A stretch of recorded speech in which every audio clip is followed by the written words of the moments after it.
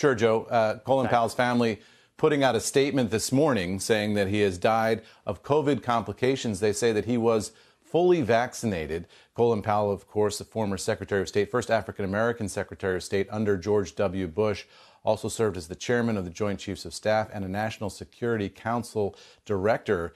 Colin Powell, enormously influential in Republican circles, but policy-wise drifting away from the Republican Party toward the end of his life. Powell, a military man through and through. He'll be known for his legacy in the United States military and for his achievements there dating back as far as the first Gulf War. He'll also be known for his advocacy for ultimately the invasion of Iraq as well, Joe. Colin Powell dead at 84 this morning from COVID complications. Joe.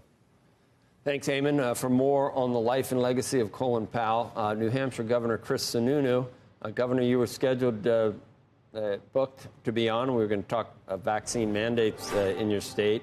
But I'm sure you knew the General Powell well, and I know your father must have known him very well.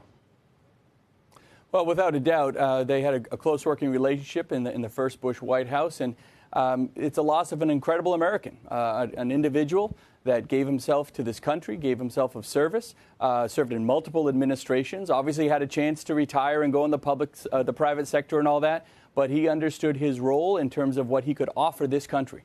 And it's just a legacy of service that is really unmatched when you look at what he has done over such a span, not just overseas and not just as a general, but as the Secretary of State. And he always brought a calm presence every time he walked into the room, even in very tough situations. And I think, if anything, that's what this country needs. That's the legacy this country needs to remember. Even in tough situations, you have to come in with a calm presence, make firm decisions.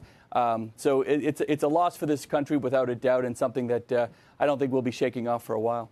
Certainly it served his country well, but served on a lot of corporate boards, too. I think that those traits that you just described translated into the boardroom well, and he was across an array of businesses in corporate America.